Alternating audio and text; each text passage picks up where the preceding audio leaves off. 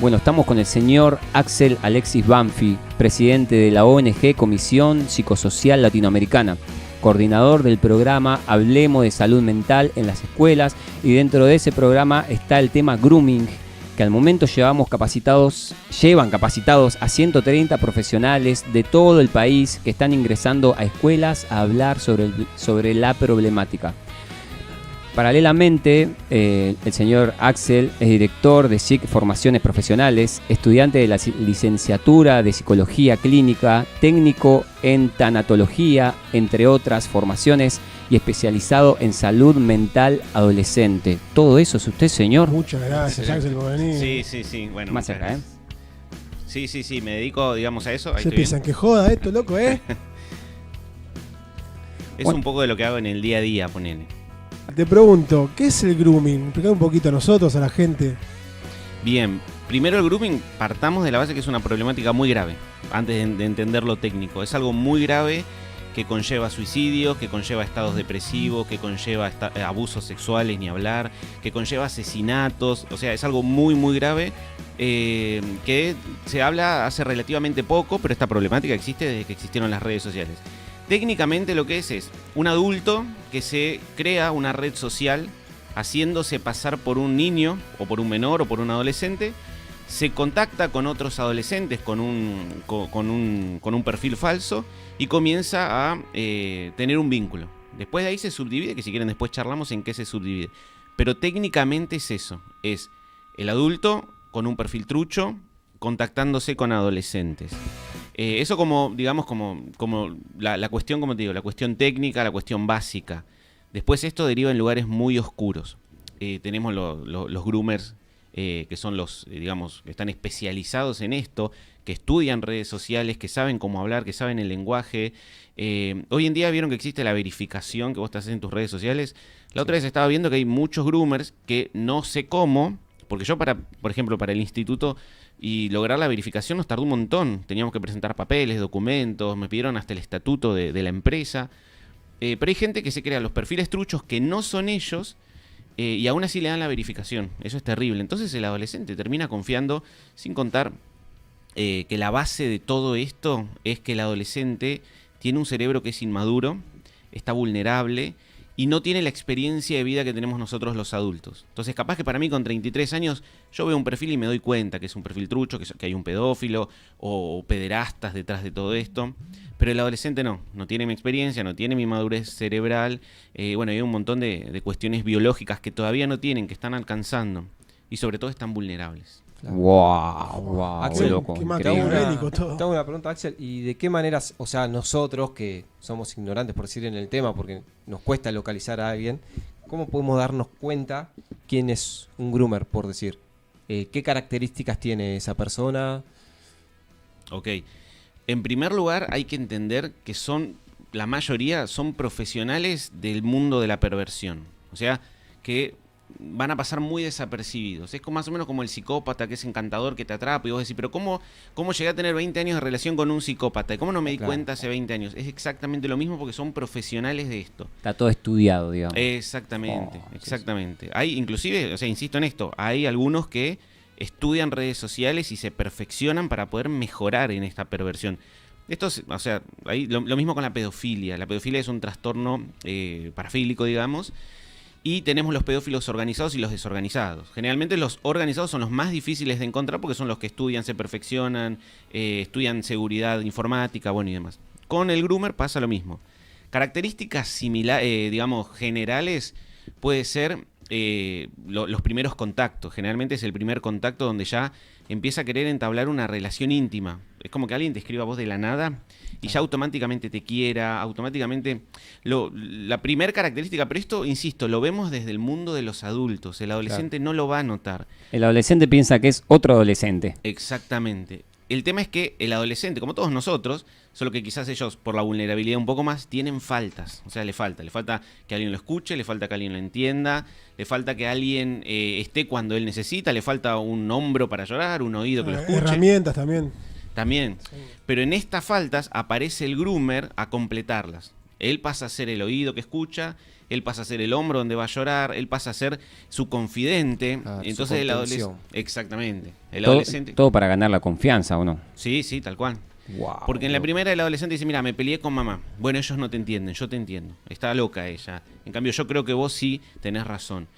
Y pueden pasar años, pueden pasar meses, hay un montón de tipos de trabajos, digamos, o de formas en las que va a llevar adelante esto. Repito, hay que ver mucho la organización, la experiencia que tenga como groomer. Hay gente que se va a dedicar a esto directamente porque lo que hace es conseguir material, se conoce como MASI, que es material de abuso sexual infantil. Antes se decía pornografía infantil, lo cual no se dice más porque la pornografía tiene consentimiento. Cuando estamos hablando de un menor, un adolescente, no hay consentimiento. Entonces consigue imágenes, videos del adolescente o del niño y después los venden en las redes sociales. Wow, tuve una pregunta, ¿sí? ¿Y por qué afecta la salud mental? Una definición que a mí me gusta mucho sobre la salud mental, que es la salud mental es libertad. Más allá, existe el bienestar, podemos hablar de patologías y demás, pero en términos básicos, la salud mental también es libertad. O sea, el adolescente tiene que ser libre de sentarse en la mesa a comer con su familia y no estar pensando que hay alguien, una vez que ya se descubre, ¿no? Lo empieza a extorsionar. Que hay alguien que le dijo, si no me pasas plata, yo le voy a mostrar la foto a tu mamá, a tu papá. Que hay alguien que no está jugando con sus emociones. Entonces el adolescente necesita también esa libertad. En primer lugar, afecta la libertad. Después puede el llevar... tema es que no piden plata, piden más fotos. ¿No va por ahí también? Depende cuál. Yo siempre cuento un caso, hace mucho. En Ecuador me escribió una vez una chica, una nena, no, miento, ya tenía 18, pero hacía 3 años atrás, que era víctima de un groomer acá desde Argentina. Al principio le consiguió sacar fotos y videos a ella le mandó fotos desnuda y demás, y durante, creo que 2 años o 1 año, no me acuerdo, le pedía plata. $100 por mes le tenía que pasar, porque él, repito, en esta cuestión de ser un profesional de lo perverso, había conseguido números de la familia, las redes sociales de la familia, entonces le tenía que pasar por mes $100. La extorsionaba, claro. Exactamente. O sea, se conecta un poco con lo que es el sexting, ¿puede ser? Hay similitudes, pero no es lo mismo. Sí. El sexting es algo que siempre ocurrió, antes se hablaba como sexo virtual. Sí. En el mundo adulto eso acontece y es muy normal y no sé, cada uno haga lo que quiera. Pero ¿cuál es la diferencia? Que el adulto ya tiene un cerebro maduro, entiende lo que hace y puede dar consentimiento de lo que hace. El adolescente, si bien lo practican, de hecho hay una estadística que muestra que cada vez más están practicando el sexting, que es, acá no, la diferencia con el grooming es que hay un perfil trucho y que hay un adulto. Acá el sexting es 2 adolescentes de su edad. Que se comparten fotos, videos y demás. El problema es que, insisto con esto, ellos no son lo suficientemente maduros para entender que lo que están haciendo va a traer una repercusión. A veces creemos que subimos una foto y la borramos y ya está. No, la foto sigue estando y está en servidores y en algún momento aparece. Si bien no es lo mismo, están relacionados porque tiene que ver con este intercambio de material, pero hay que entender que en el sexting hay consentimiento. Pero no significa que no traiga repercusión.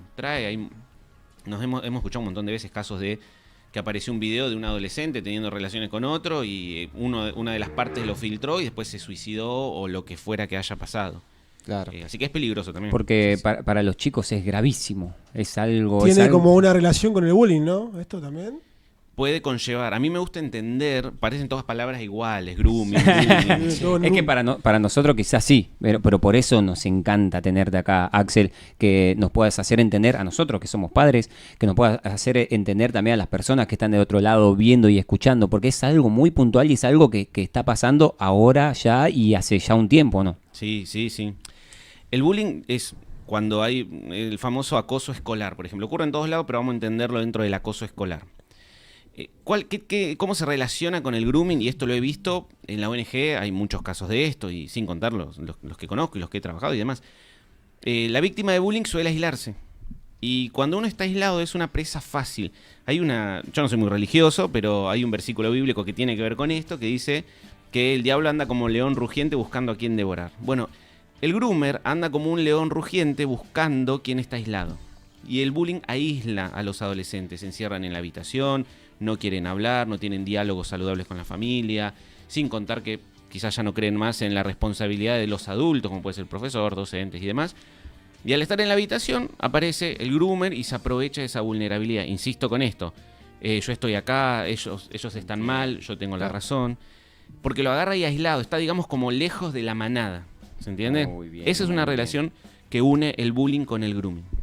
Entiendo. O sea que la persona que sufre bullying como que se atenúa, ¿no? Como que por así decir se esconde ante la sociedad también para no seguir sufriendo todo eso. O sea, puede ser más vulnerable también a esta gente, ¿no? Sí, tal cual. La vulnerabilidad siempre hay que asumirla porque, insisto, hasta los 25 años su cerebro no se terminó de desarrollar. Entonces, son vulnerables siempre los adolescentes. Después le podemos sumar estos condimentos cuando se aíslan por el bullying, cuando hay caos en la familia, cuando pasaron por traumas como por ejemplo abusos y demás. Bueno, esos son condimentos que predisponen aún más a la vulnerabilidad, pero siempre van a ser vulnerables. Sabes que yo veo los chicos, sobre todo los adolescentes, que dejan de ser niños, que están quiero decir controlados, pero cuidados por sus padres, hasta que en un momento ya empiezan a salir más independientes, ¿no? A tener que resolver sus problemas solos, y ahí es donde donde se sienten más lastimados a la hora que pasa algo externo, ¿no? Donde se sienten más débiles, más vulnerables, porque decís, che, ya no está papá y mamá para cuidarme, para defenderme, ¿qué hago? Y ahí es cuando aparecen los problemas más difíciles. Sí, es que eso es natural y necesario que se dé. El adolescente en algún momento en psicoanálisis entiende como la salida exogámica. Realizan una salida exogámica, pasa a tener más interés por lo de afuera que por lo de adentro, o sea, por los amigos, por los vínculos, etcétera.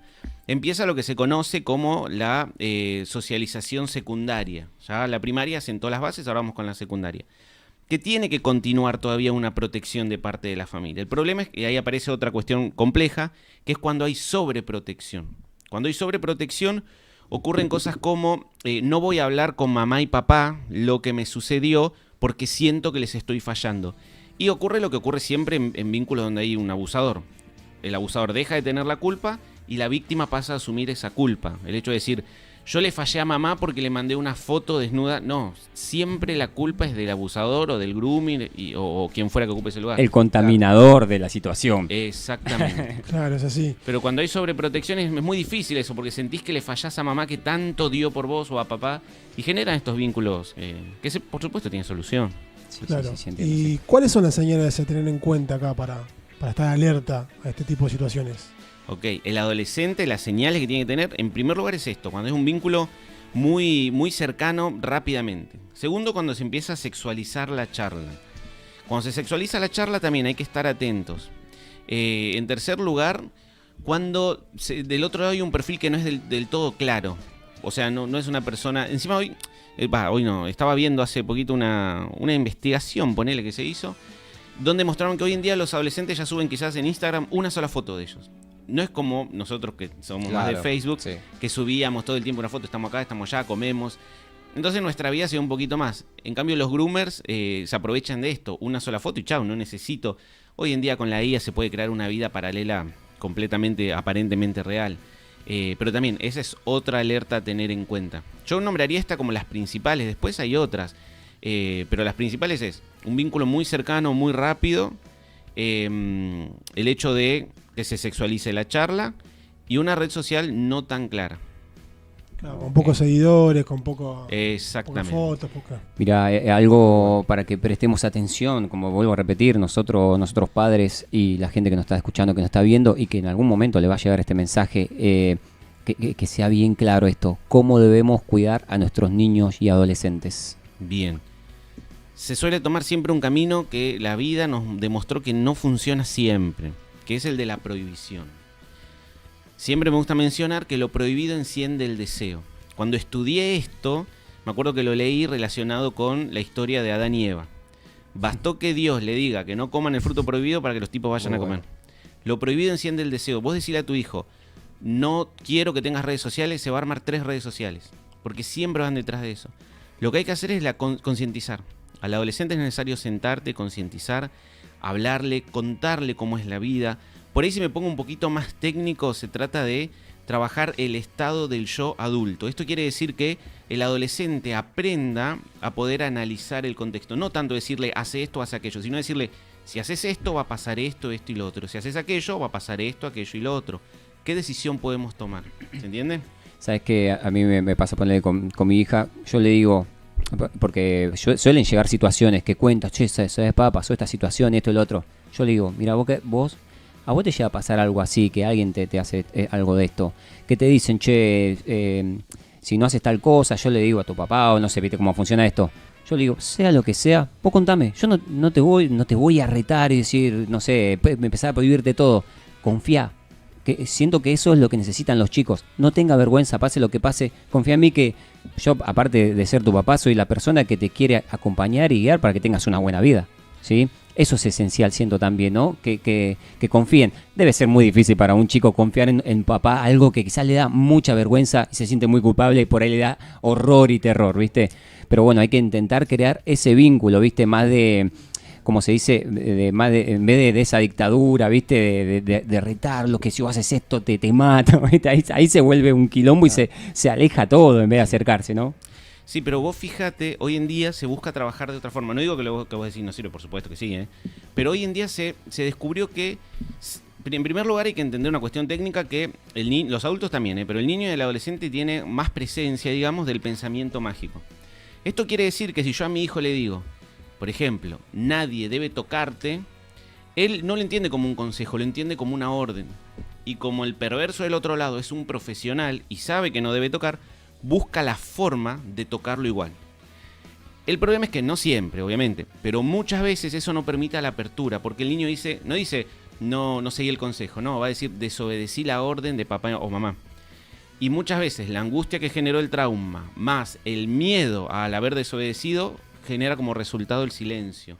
Por eso, una recomendación es trabajar de estos aspectos, por supuesto, y tratar de plantearle en esta concientización, mirá, esto no debería pasar, pero puede que te contacte un adulto, puede que te pida fotos, puede que pase esto, aquello y lo otro. Y ahí decimos, tené la apertura de que yo estoy acá. Si pasa, si vos lo haces, o si ya lo hiciste, entendé que yo estoy acá, no te voy a juzgar, no te voy a retar. Es tal cual lo que vos dijiste, pero con una apertura un poquito más de que puede llegar a pasar. Claro. Porque, repito, son profesionales del otro lado. Es como que yo quiera ir a jugar al fútbol con la selección argentina. Me van a destruir porque son profesionales. El otro es un...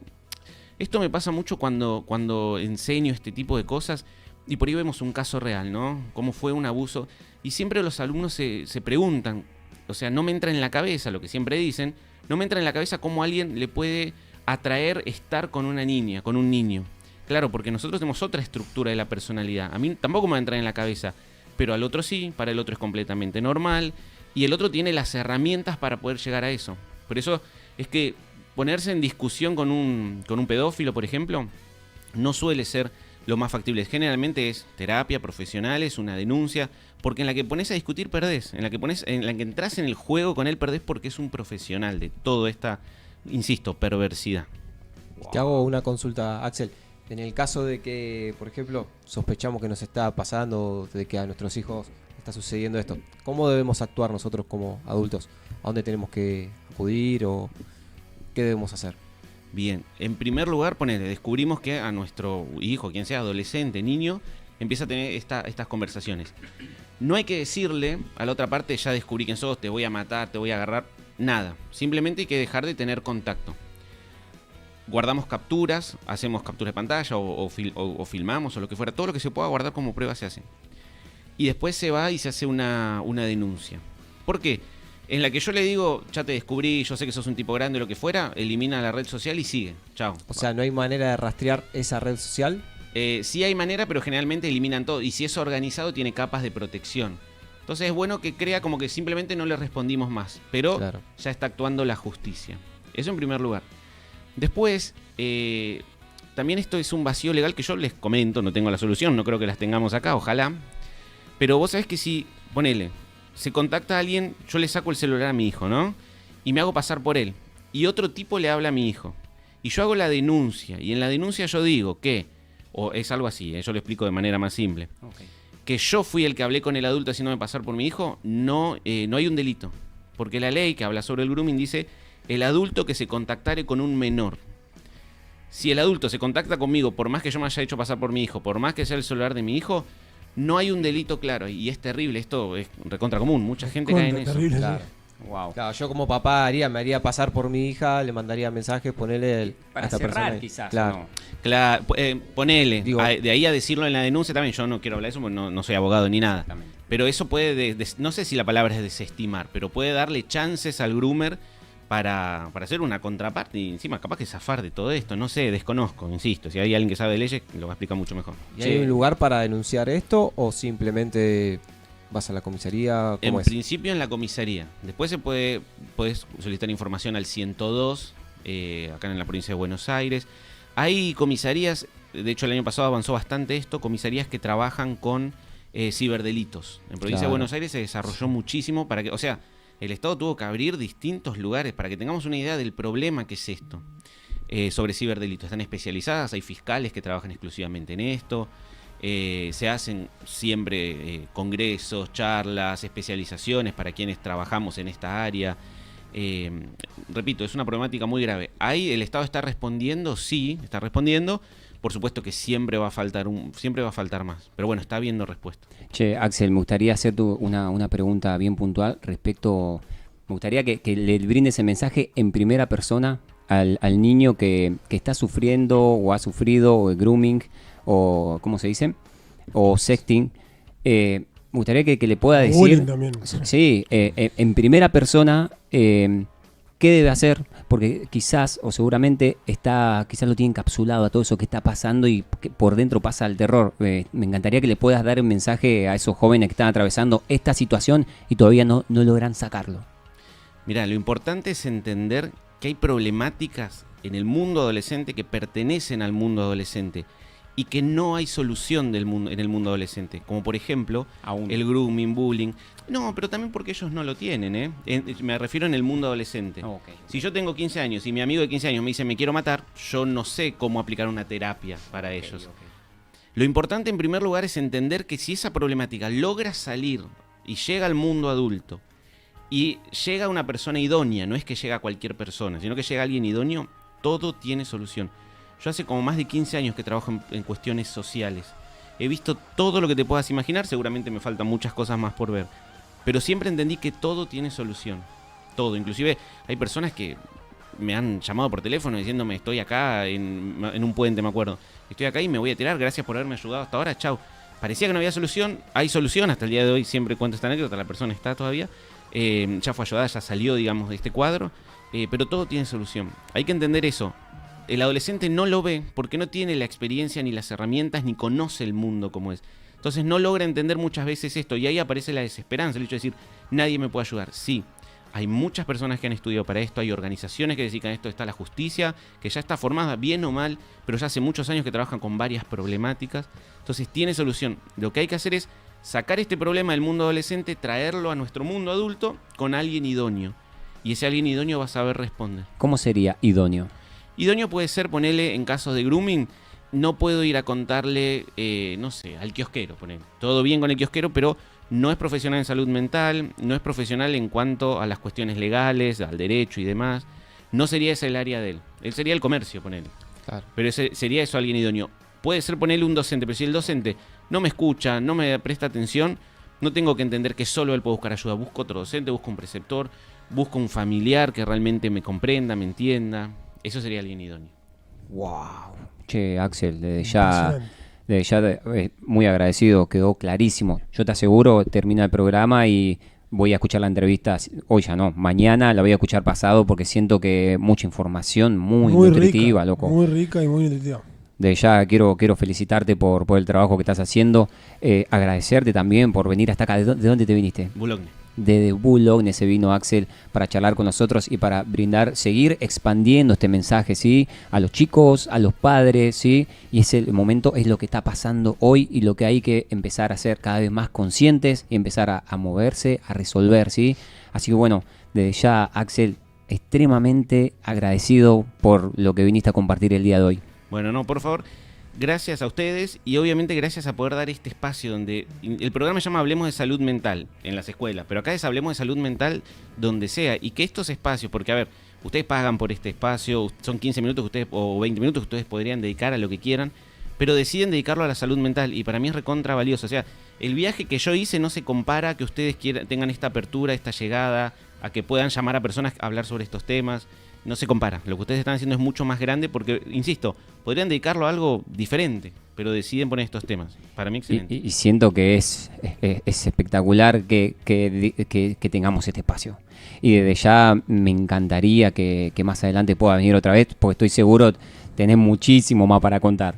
Sí, lo que quieran, lo que quieran. Sí, acá tengo unos mensajitos, ¿te puedo leer? Sí, vi que hay un Axel, montón. Sí. Tenemos una, Hay un montón. tenemos una Seleccioné columnita uno. preparada para Axel, ¿eh? Seleccioné uno que dice: mi hijo lamentablemente se aisló y supe que fue por estar en juegos online. Los chats del juego lo llevó a confusión sobre su sexualidad. Roblox es una de las plataformas. El tema de la sexualidad yo diría que lo aborde con un profesional. Se infiltran mucho, ¿no? También ahí en los Sí, juegos. sí, está lleno. Roblox hay que estar recontra atentos. Insisto con esto, yo no tengo idea, nunca jugué a Roblox, pero estos tipos jugaron, saben cómo se hace, saben cómo hablan los chicos, saben el diálogo de los chicos. O sea, son profesionales en esto. Muy bien. Bueno, después tenés muchos mensajes halagándote. Sí, muchas gracias. Lee algunos, Nicolás, Son lee. muchísimos. Bueno, Maximiliano Gabriel Soria. Muy interesante, tengo el agrado de conocerlo. Es muy profesional en todos los aspectos. Muchos éxitos. Bueno, muchas gracias. Bueno, Noemí, muy interesante todo. El mejor profesor, Axel Banfi. Zoe Tatiana Babinsky. Pasa que te ponen el nombre muy largo. Bueno, acá preguntan qué actividad realizás en la ONG. No sé si la querés responder ahora o lo dejamos para la próxima. Después, Noemí, hay que difundir toda esta información, es muy importante. El mejor profe, Axel.